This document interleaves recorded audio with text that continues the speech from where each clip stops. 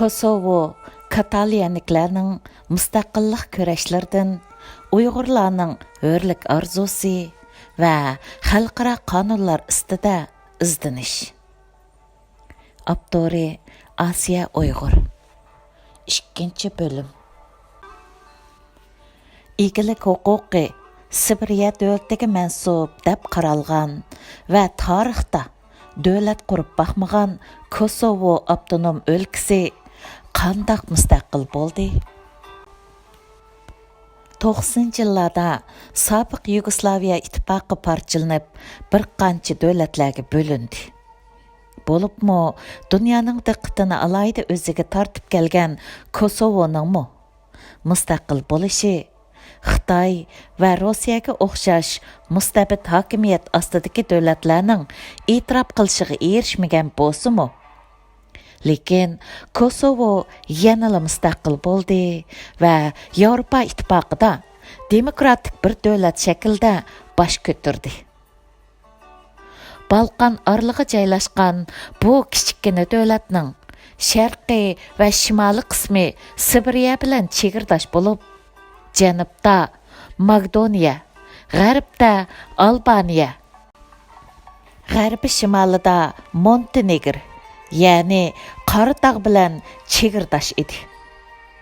Kosovoning umumiy yer ko'lami 10.887 kvadrat kilometr bo'lib, sobiq Yugoslaviyadagi 6 jumhuriyat va 2 aptonum o'lka ichidagi yer ko'lami eng kichik davlat hisoblanadi. Noposi orali 2 million bo'lib, ularning ichida albanlar 88% ni egallaydi. Kosovo 2008-yili o'z oldiga mustaqillik e'lon qilgan bo'lib, uning mustaqillik e'lon qilishiga turtki bo'lgan sabablar va sharoitlar tövendikidek. Ularning mustaqil bo'lishidagi sharoitlardan qaraganda, birinchidan, Kosovoning asosliq aholisi albanlar bo'lib, nopos jihatda mutlaq ustunlikka ega bo'lgan.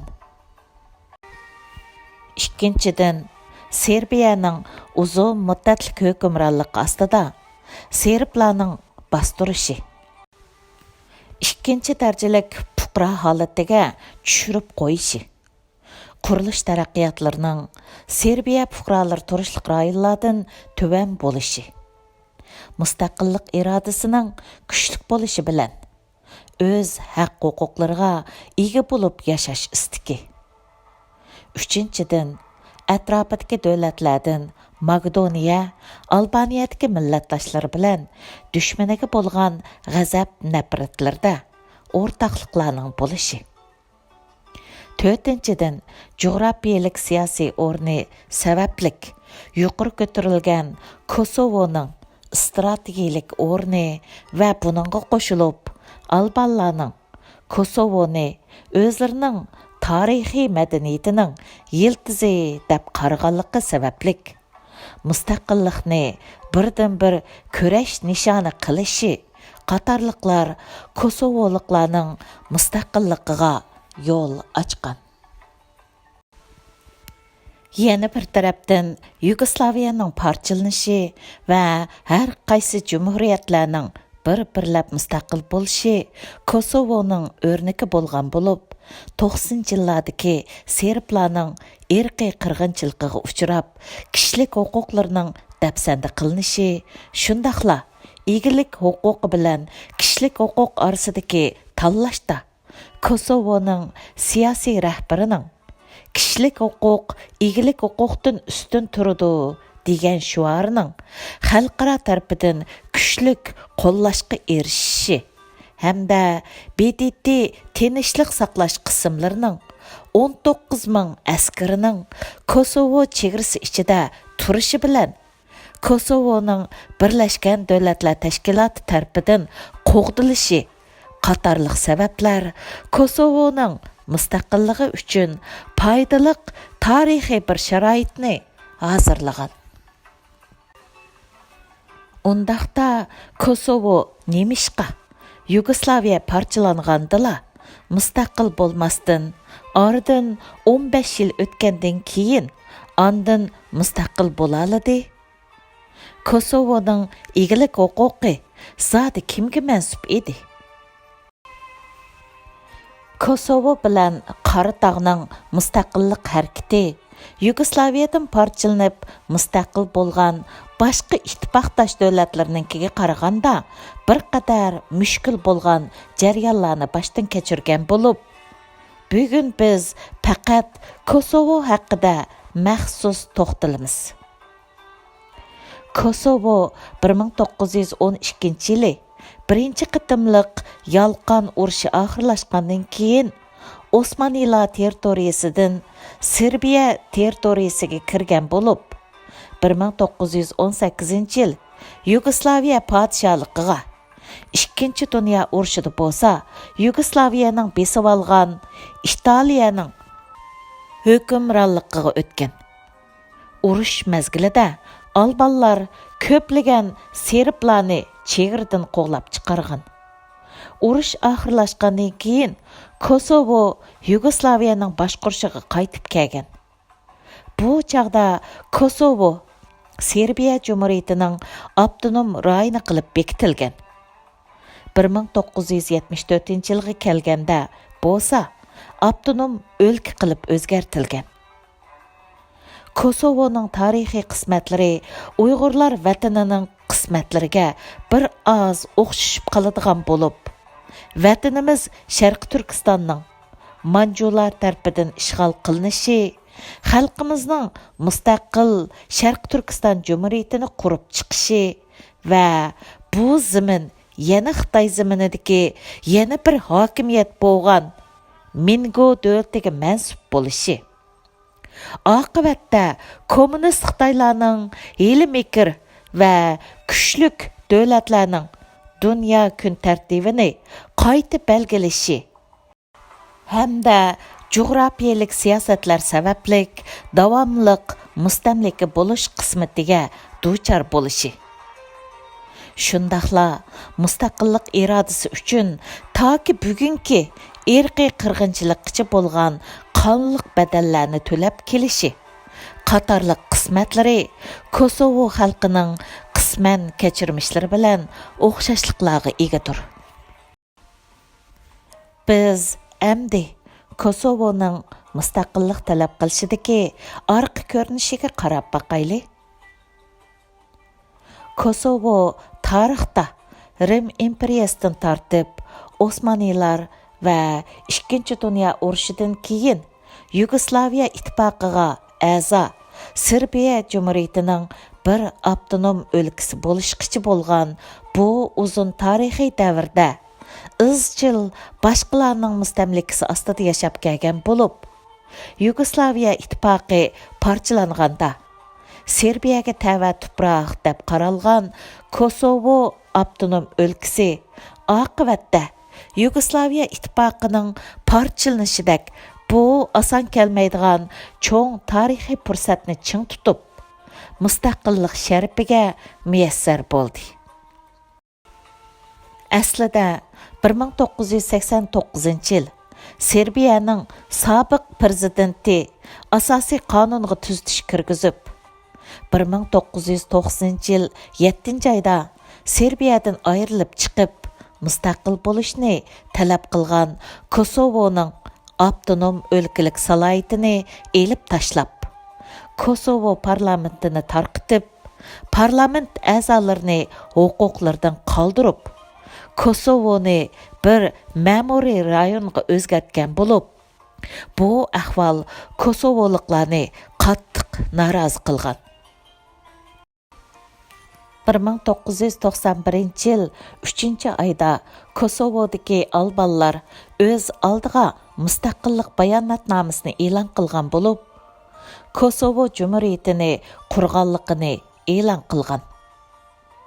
Buningga ergishibla Albaniya Kosovoning mustaqilligini e'tirof qilgan. Albanlar Kosovo mustaqilligining qonunliq e'tirofga erishishini qo'lga keltirish uchun shu yili 9-oyda umumiy xalq ovozga qo'yish ilib borgan bo'lib, Şu qitimliq bilet tashlashda 99% kishi Kosovoning mustaqilligini qo'llab, bu qitimliq bilet tashlash natijasi xalqaro e'lon qilingan. Ammo Sirbiye hukumati Kosovo xalqining bu qitimliq mustaqilligiga bilet tashlash harakatini qonunsiz deb bekitib, qattiq bostirgan. Shuningdan e'tiboran Kosovo xalqi bilan serblar orasidagi to'qinishlar besiqmagan. Va 1998-yilga kelganda ikki tarafda qurolliq to'qinish yuz berib, oqibatda serblar Kosovo xalqiga qurolliq yo'sinda irqiy tozalash elib borgan. Bu qirg'inchilikqa Polsha prezidenti va Chexoslovakiya prezidentlari dastlab qarshilik bildirgan bo'lib, Birlashgan Davlatlar Tashkiloti iqtisod, jamiyat va madaniyat huquqlari xalqaro ahdnomasi va fuqarolarning siyosiy huquqi xalqaro ahdnomasining ro'yiga asosan kishilik huquq, igilik huquqidan ustun qarshini qo'llab, Serbiyaning Kosovo xalqi ustidan elib berayotgan irqiy qirg'inchiligini to'xtatish uchun 1999-yil 3-oyning 24-kuni Shimoliy Atlantik ahdi tashkiloti havo hujumi qo'zg'agan. 76 kunlik bombardimon qilish natijasida Serbiya armiyasi Kosovodan chekinishga majbur bo'lib, bir qatimliq qonliq irqiy qirg'inchilikning oldi elingan. Shuningdan e'tiboran Kosovo Birlashgan Davlatlar Tashkilotining 1244-nomerlik qarorining ro'yiga asosan tinchlik qismlari bilan qo'g'dilish va Birlashgan Davlatlar Tashkilotining vakolatan boshqarishiga topshirilgan. 2005-yilga kelganda Birlashgan Davlatlar Tashkiloti Kosovo bilan Serbiyani tinchlik bilan masalalarni bartaraf qilishga kuchigan bo'lsa-mu, oqibatda Kosovo yanala o'z oldiga mustaqillik jakarlagan.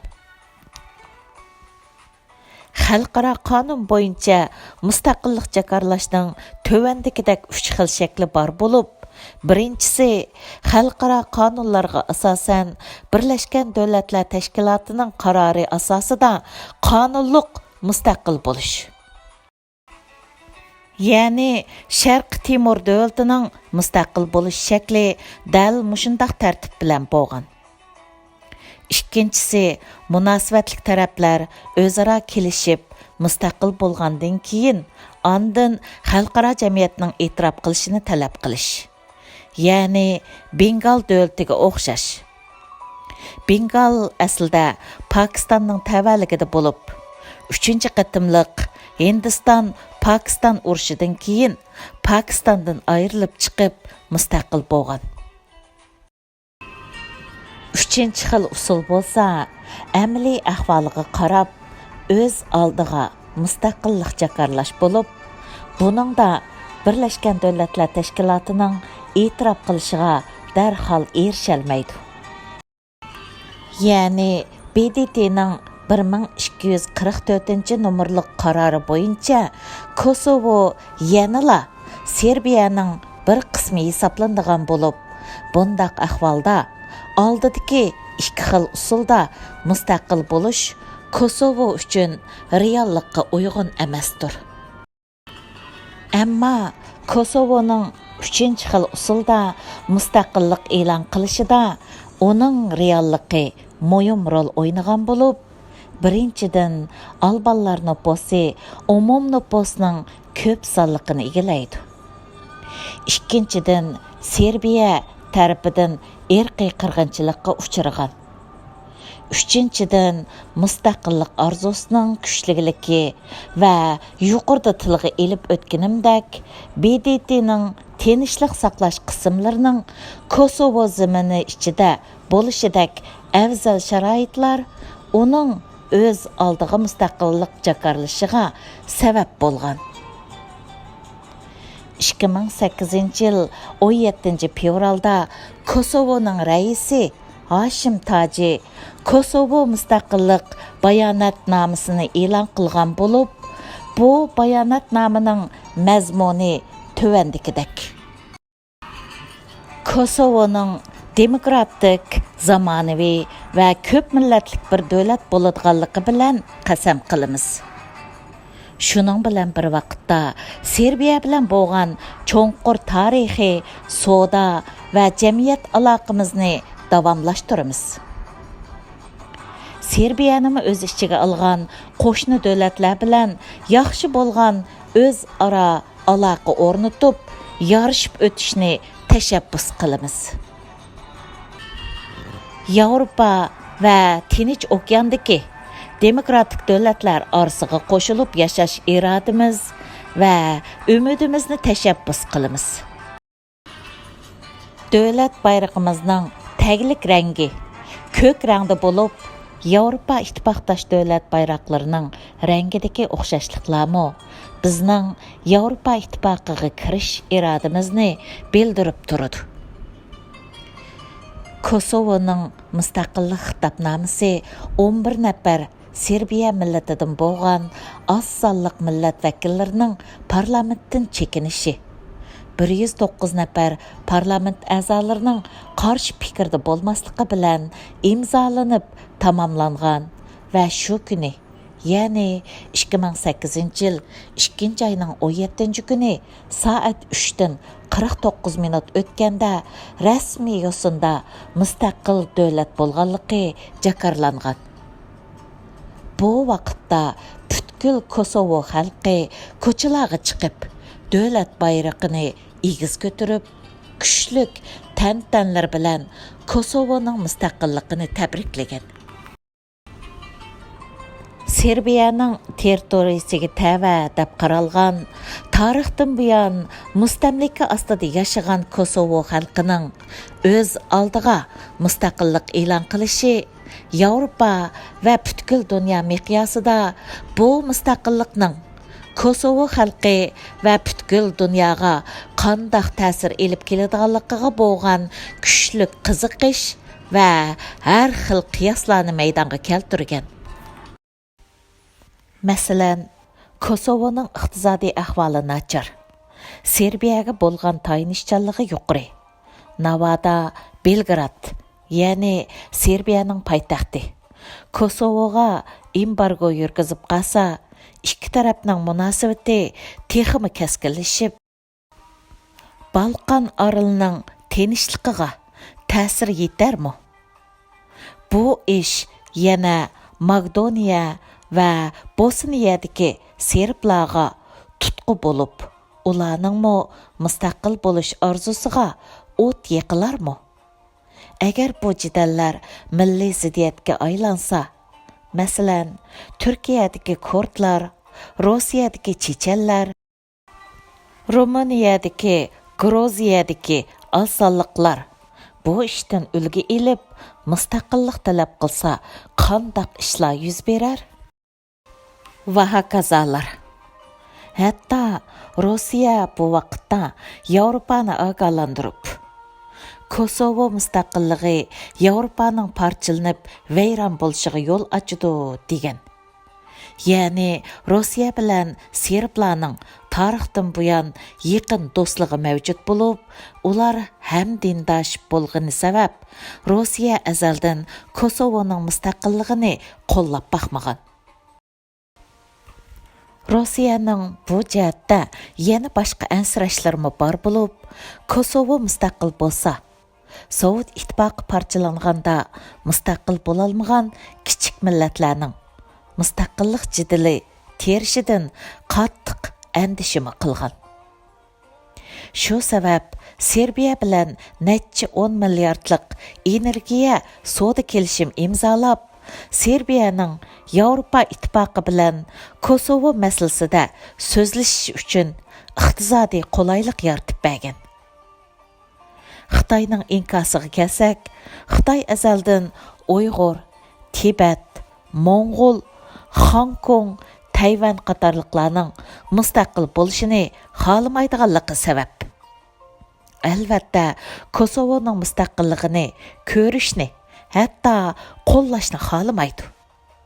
Shu vaqtda Xitoy hukumatı yana Kosovoning mustaqilligi Balqan orolining muqimligiga ta'sir yetkazib, dunyo tinchligiga xavf elib keladi deb bayonot bergan ekan. Lekin Kosovoning mustaqilligi xalqaroning tasavvuridagidek ig'ir oqibatlarni keltirib chiqara olmagan. Aksicha, Kosovo mustaqillik e'lon qilib, 2 oydan keyin Kosovoning mustaqilligini qo'llaydigan davlatlar ko'payishga boshlagan. Yevropa ittifoqiga a'zo 27 davlatning 3dan 2 qismi, ya'ni 20 dan ko'pragi va Amerika, Yaponiya, Kanada qatorliq cho'ng va kuchli davlatlarmi Kosovo mustaqilligini qo'llagan. Gerçi Sirbiye kimki Kosovoning mustaqilligini qo'llaydi ekan, shu davlat bilan diplomatik aloqamizni uzib, elchilarimizni qaytarib ketamiz deb qo'rqoq solgan bo'lsa-mu? Lekin Kosovoning mustaqilligini qo'llaydigan davlatlarning yo'lini to'sib qola olmagan. Hatto Amerikaning Belgradda turishliq elchixonasiga serblar hujum qilib, bir kishi o'lgan. Yevropa ittifoqi sotig'imi serblarning hujum qilish va sot zalini egilib olish voqeasi yuz bergan bo'lsa-mu? Bu vaqa nihoyat tezla Birlashgan Davlatlar Tashkiloti tinchlik saqlash qismlari tarafidan yig'ishtirilgan. Demak, 2008-yil mustaqillik e'lon qilgan Kosovo bugungi kunda Yevropa ittifoqidagi iqtisodiy eng tez taraqqiy qilayotgan xalqlari demokratik tuzum ichida baxtlik va paravan yashayotgan bir sog'lom davlatga aylangan. Men bu yerda Sharq Turkiston bilan Kosovoning ahvolini selishtirma qilib beqishimizning nurg'un masalalarni oydinlashtirib olishimizda ko'p foydasi bor deb qarayman. Davomı bor.